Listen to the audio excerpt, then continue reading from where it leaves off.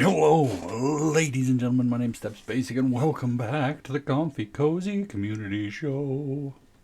Man, I know I wasn't going to remember how it went. But anyway, that's not what's important. What's important is, first of all, again, no questions, no answers to my question last week. But this week, might actually see some answers and stuff. But today, my question of the day is, how did you feel about The Last of Us TV show? And did you like it compared to the game? Did you like it standalone? Did you like it, etc., etc.? Did you hate it? And of course, as always, be nice to people. Because I know this was kind of a divisive thing, especially since I'm going to talk about the third episode a bit. But I want to go in here and talk about it because I'm going to start up straight up. I loved this show. The show did so good, and I loved it. And from start to finish, I was like really enjoying the pacing. Episode 3, I will admit, I do have to confess and admit to certain agreeances with the larger, more negative crowd.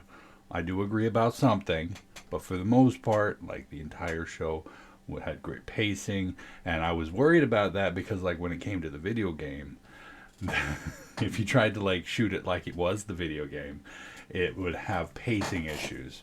But they cut in the right places. They omitted certain things that would have just slowed things down.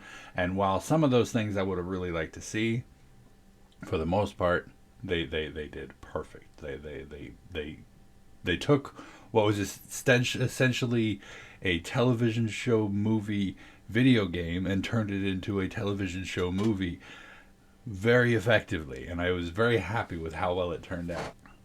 Like one of my favorite parts is still the way they revealed the bloater, because I remembered how like in the first or second episode when they were talking about the different types of infected, and Ellie talks about like the Bella Ramsey, perfect portrayal of Ellie, by the way. I loved it, and Pedro Pascal does so good with it. And it was funny too because like you could hear it, like the way he talked just kind of was very much Joel. You'd hear him talk and it's like, okay, that's Joel. Now appearance wise, I wasn't happy with the way his beard wasn't like a full beard, but I'm not gonna nitpick because you can't really control people's facial hair.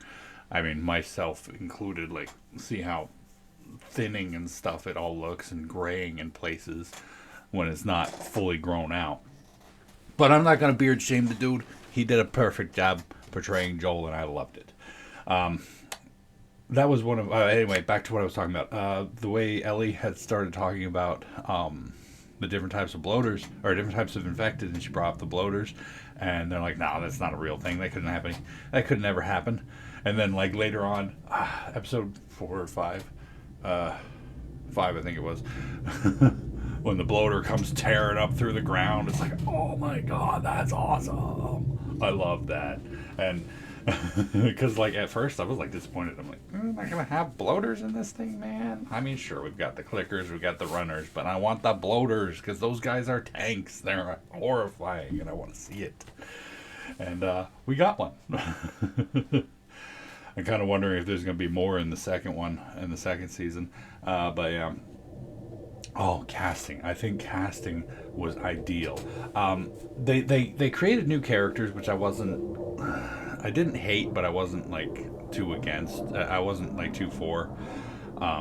Like the lady in the town. I guess in a way just making them... I had an airplane flying overhead. I'll be right back. I guess in a way making that group in that town an amorphous, just evil entity wasn't good enough, because they really wanted to characterize it a bit more. And like Henry and Sam being introduced as like not just random drifters like Joel and Ellie, but like actual people involved in the town itself. It kind of gave them a more personal stake in the place, but at the same time, I did kind of like the way that played out more in the video game, because in my opinion, having an amorphous enemy sometimes makes it a little easier to deal with it. Also, a little scarier because when you put a face to it, then you're like, oh, they're human, so they're not. There are certain lengths that they won't go to. But at the same time, I really like that actress. She did a spectacular job as well. Like I said, the casting in this was spot on. I just absolutely loved everybody in it. And moreover, the lady who voiced Marlene, playing Marlene, fantastic. The voice of Joel coming back as James, yeah, James, um, in the later episode, and then Ellie being Ellie, but also being Ellie's mom. That was hilarious. I love that. There were a few other voice actors like um, I can't believe I forgot her name again. I'm sorry. The memory issues aren't getting any better, but I'm working through it. But like the lady who played Laura Bailey, who played Abby in the second season, in the second game, she was there at the end of it, and that was cool. I really loved that. You know, just getting the voice actors involved in the game itself, or in the show itself, was just a brilliant move on their part. I love that, and I love that for them because they did a great job. So let's talk about the, I guess, the elephant in the room, the one that upset a lot of people, was episode 3. And for various reasons, I have noticed, the worst comparison I saw was somebody who likened it to a foot fetish. And I'm like, that is disgusting on many different levels. And I'm highly disappointed in you. But there were a lot of people who, like me, had an issue with the fact that it just killed the pacing. For that episode, you could literally go to the last 10 minutes of it and not even notice anything happen. But I also acknowledge the fact that that episode was made specifically for the people who played the game.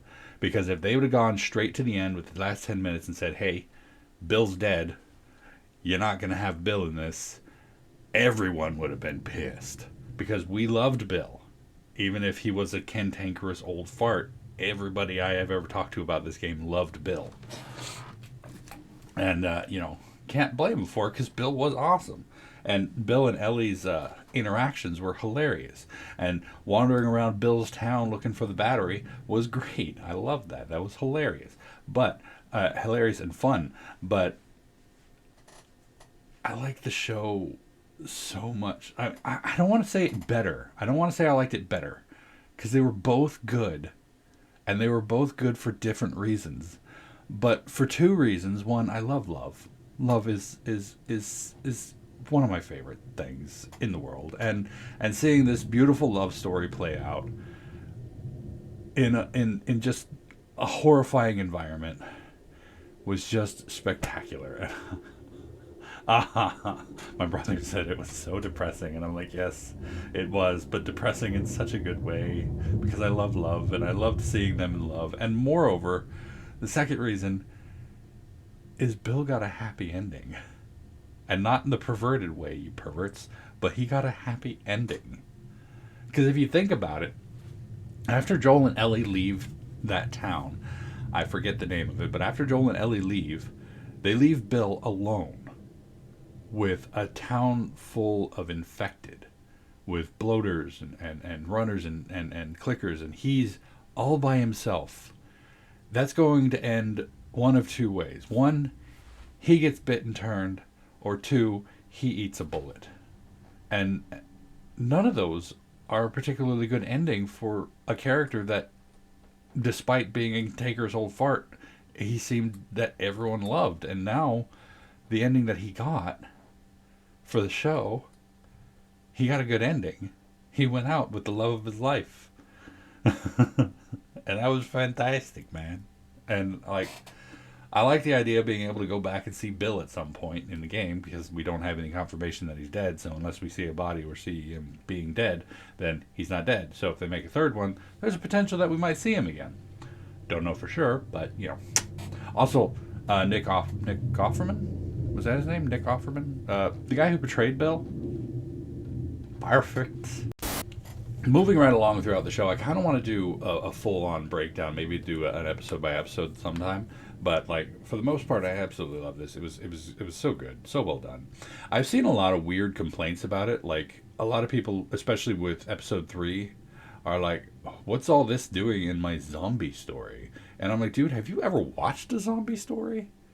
Zombie stories are not so much about the zombies. They're never officially about the zombies. Like even friggin' like Dawn of the Dead was about mindless capitalism and consumerism.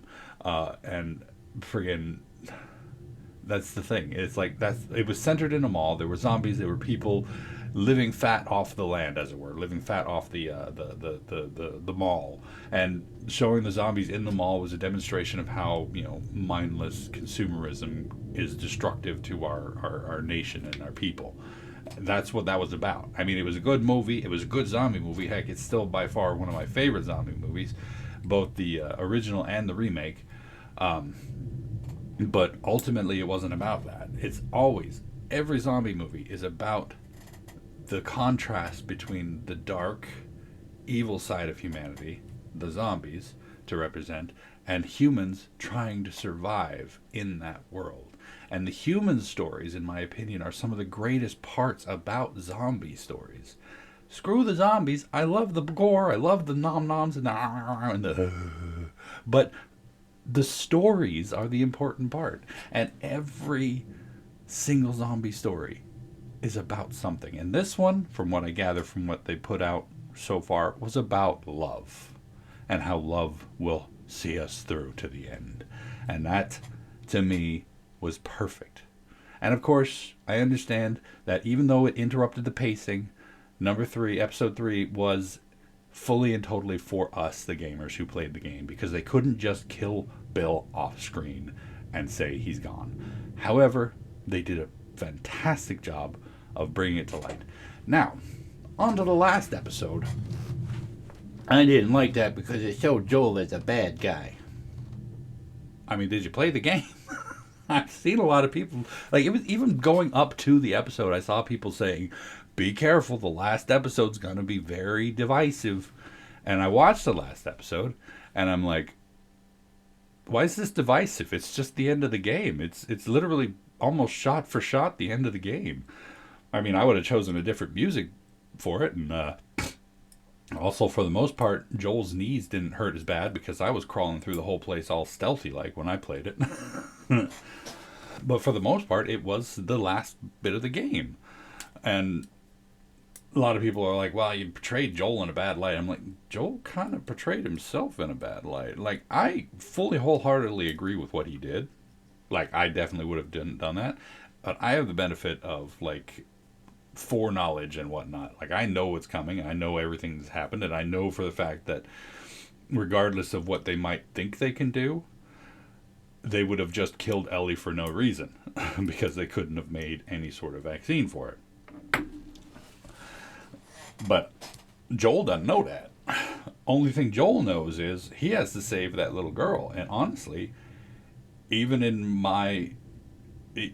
I felt that they did have a way to save the world with sacrificing her life, I wouldn't have done it.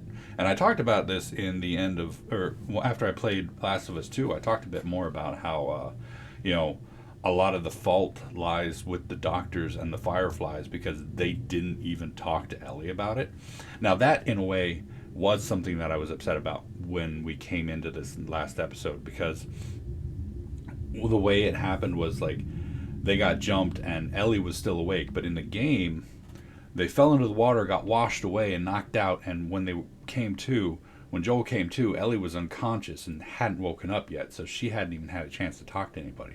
But in the show, she came to the hospital completely awake and aware, and nobody talked to her about it. Nobody told her that they were going to kill her. So they're like, yeah, we're just going to... We told her she was just going to go to sleep for a little while, and that was about it. And like, dude, you guys didn't even talk to... You had the chance to fix my one big issue here, which was gaining patient consent, and you ruined it. That was literally my biggest issue with that whole episode, though. Going back to Joel, though, like, it's already been established that he is a bit selfish. Like, he will put his family and his friends over the lives of anyone else. Like, even to the point where they talked about how he was a he was a marauder. Now, there was an issue I had in the beginning of the game, because in the beginning of the game, it was just a matter of them getting their guns back. They weren't after a battery until they were heading to Bill already. They weren't after a battery at all. And in this case, in the show's case, they're like, yeah, Joel's just trying to get out of town so he can go find his brother because he hadn't talked to his brother in a while. I didn't like that because it felt a little bit more like taking away the a bit of his character growth, because part of the thing, like, they still did it really well in the show, by the way, but I was a little worried at the beginning, because if they portray him as a good person, always looking out for family, always doing that from the get-go, then there's no growth, there's no arc. He's just immediately going from, okay, I'll take care of this kid because this kid needs to be taken care of, to, okay, I took care of this kid because this kid needs to be taken care of. As opposed to in the game, when it was like, I'm a jerk, I look out for number one, me and Tess are the only people who matter, I'll take care of this kid because it's a payday, to the end where, oh my god, that's my daughter, stop trying to kill her. Know what I mean? Throughout the show, they dissuade that fear of mine. So, overall, great show. I highly recommend it. If you haven't played the games, I might recommend, you know what, either one, honestly. Play the games first, watch the show first.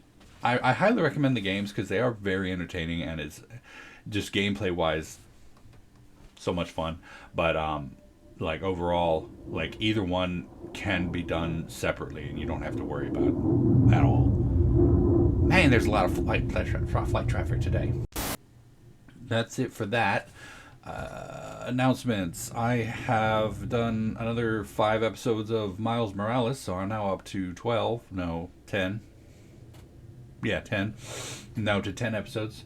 And I've been having fun with it, doing a lot of side quests, but I feel like I'm going to be done with this pretty quick. I'm already like halfway through the game, and this one's going to be significantly shorter than the regular Spider-Man. Apart from that, I still have a lot of breath edge to work through. Woo. I'm happy that there's a lot of breath edge. I am so far ahead of my schedule that I just don't know what to do myself. It's weird. But, yeah. Apart from that, announcement, I am going to GalaxyCon this weekend.